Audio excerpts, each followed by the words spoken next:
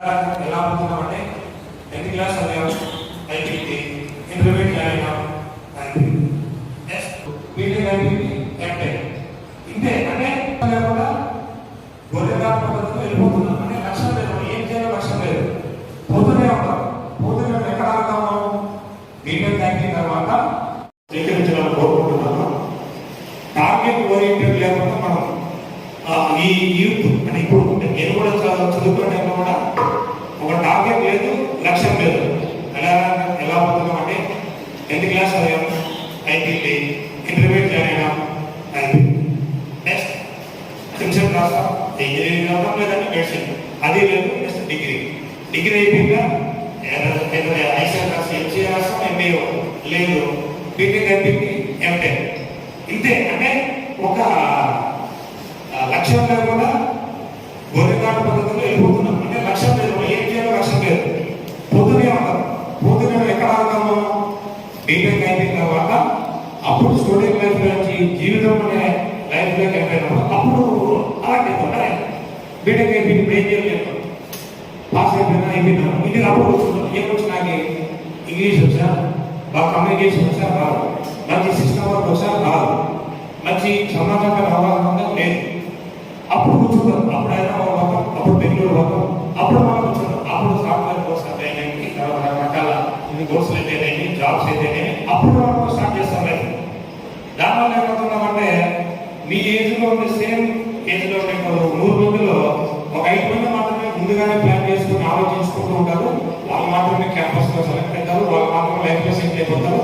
వాళ్ళు మిగతా 95 మంది కంటే ముందుగానే వెళ్ళిపోతారు. మనం 95 మంది అప్పుడు కూర్చుంటారు, అప్పుడు కోర్స్ చేస్తాం, అప్పుడు చదువుకుంటాం, అప్పుడు తెలుసుకుంటాం అది ఏం జాబ్స్ రావాలి, ఏం ఉద్యోగాలు ఉన్నాయి, లైఫ్ ఎక్కడ సాధించాలి. అప్పుడు నువ్వు స్టార్ట్ చేయడం వల్ల అప్పుడు మళ్ళీ నీకు 3-4 ఇయర్స్ పడుతుంది. నీ వెనకాల వచ్చిన వాళ్ళు ముందు మనం వెనకూడదు. సో ఇక్కడ లక్ష్యం లేకుండా టార్గెట్ లేకుండా పోవడం వల్ల మనం ఈ రకంగా జీవితంలో ఎక్కువ శాతం మంది బీటెక్ చేసాం ఖాళీగా ఉన్నాం, తర్వాత ఇంజనీరింగ్ చేసాం కంప్యూటర్ ఖాళీగా ఉన్నాం, ఎంబీఏ ఖాళీగా ఉన్నాం, ఎంసీఏ ఖాళీగా ఉన్నాం. ఇలా ఎక్కువ శాతం నేను చూడంగా మా డిపార్ట్మెంట్ మా పిల్లలు అయితేనేమి, మా జూనియర్స్ అయితేనేమి చాలా మంది పిల్లలు మా కానిస్టేబుల్ స్టాఫ్ కూడా సార్ అవార్డు పీజీ చేసిన సార్ ఖాళీగా ఉన్నాడు సార్, బీటెక్ అయిపోయింది, ఈసీ చేసిన సార్ ఏం రాలేదు సార్ అని ఇదంతా చెప్తున్నాను. ఎందుకు కారణం ఏమంటే లక్ష్యం లేదు, టార్గెట్ లేదు, ఏం చేయాలి, ఎలా పోవాలి లైఫ్లో. దానివల్ల లేకపోవడం వల్ల మనము ఈ గొర్రెలాంటి పద్ధతిలో పోవడం వల్ల ఈ లక్ష్యాన్ని మిస్ చేసుకొని ఈ ఫాస్ట్ జనరేషన్లో మనము ఆగిపోతున్నాం. ఎక్కువ శాతం ఇది నిజమే చెప్తున్నాను, ఎక్కువ శాతం ఓన్లీ 5 or 10% మంది మాత్రమే వాళ్ళ కోర్స్ అయిపోతాయి, కరెక్ట్గా సక్సెస్ అయ్యి వాళ్ళు అనుకున్న లక్ష్యాన్ని వెళ్ళిపోతుంది. కొన్ని అంటే సోషల్గా డెవలప్డ్ కమ్యూనికేషన్ మన సమాజంలో వాళ్ళు చెప్పేస్తారు, నువ్వు ఇది కావాలి, నీకు ఈ దగ్గర డాక్టర్ కావాలి, లేదా ఇంజనీర్ కావాలి, లేదా మన గవర్నమెంట్ జాబ్ అయ్యి ఏదో దగ్గర ఆదర్శంగా తీసుకోవాలి.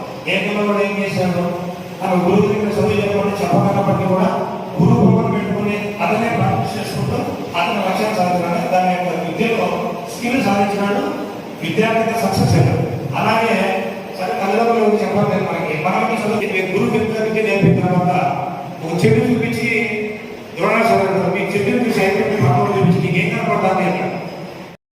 ఐవైఎం జిల్లా స్థానిక పాత్రలు సోదర సోదరులు ప్రియ విద్యార్థుల అందరికీ నమస్కారం. సమావేశం ఈరోజు ఇక్కడ పెట్టిన కార్యక్రమం ఏంటంటే మత్తు పదార్థాలకు వ్యతిరేకంగా ఒక నినాదంతో 10 రోజుల కార్యక్రమం 3 రాష్ట్రాల వ్యాప్తంగా జరుగుతుంది.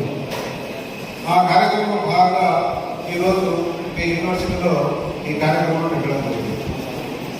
మరి సోదర మహాశయాల విద్యార్థుల ఇంతవరకు ముందు సార్ నాగరాజు గారు చాలా విషయాలు చెప్పడం జరిగింది.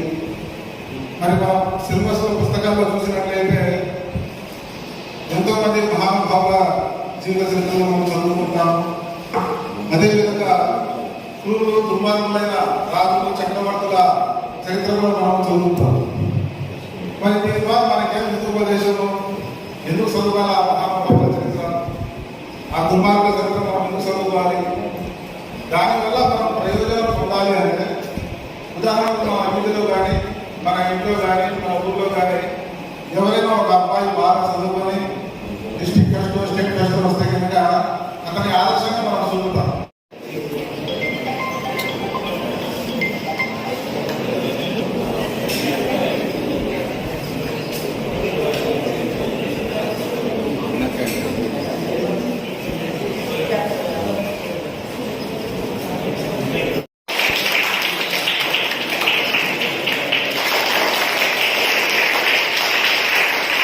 అస్సలాము అలైకుం. ఈరోజు యోగి వేమన కాలేజ్లో ఐవైఎం ద్వారా వ్యతిరేక ఉద్యమంలో ఒక స్టూడెంట్స్కు ఒక స్పీచ్ ఇవ్వడం జరిగింది. ఐవైఎం వాళ్ళు ఈ డిసెంబరు 28వ తేదీ నుంచి జనవరి 7 వరకు మద్యపాన వ్యతిరేక ఉద్యమం జరుపుతున్నాము.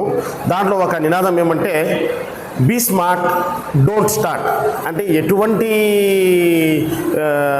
చెడు వ్యసనాలకు బానిస కాకుండా యువతను కాపాడాలనే ఒక దిశతో మనము ముందుకు పోతున్నాము. అస్సలాము వరహమతుల్లాహి వబరకాతు. యాక్చువల్గా మేము ఐడియల్ యూత్ మూవ్మెంట్ ద్వారా మేము మెయిన్గా జనాల్లోకి ఒక ప్రోగ్రామ్ కండక్ట్ చేస్తున్నాము. ఆంధ్రప్రదేశ్ స్టేట్ వైడ్గా ఒక 10 days ప్రోగ్రాము. మెయిన్గా ఇదేంటంటే ఇప్పుడు ప్రజెంట్ న్యూ ఇయర్ వస్తుంది, ఇంకోటి ఫెస్టివల్ సీజన్స్ కాబట్టి ప్రతి ఒక్క పిల్లలు వాళ్ళు మత్తు పదార్థాలకు అలవాటు చేసి వాళ్ళు కాకుండా వాళ్ళ ఫ్రెండ్స్కి కూడా తోటి విద్యార్థులకు కూడా మిత్రులకు కూడా చెడు వ్యాసనలకు వ్యాపిస్తారనేసి ముందు జాగ్రత్తతో మేము మా ఐడియల్ యూత్ మూవ్మెంట్ ద్వారా మిగతా వాళ్ళకి కాపాడుకుందాం ముందు నుండే అనేసి ఈ ప్రోగ్రాం కండక్ట్ చేస్తున్నాము. దాని తరంగానే ఇక్కడ ఈరోజు ఈ కాలేజ్లో మనం క్యాంపెయిన్ అరేంజ్ చేసినాము. స్టూడెంట్స్కి అవేర్నెస్ చేద్దామనేసి, స్టార్టింగ్ స్టేజ్ నుండే వాళ్ళకు నిర్మిద్దామనేసి. దానికి సహకరించినందుకు మీ అందరికీ కృతజ్ఞతలండి.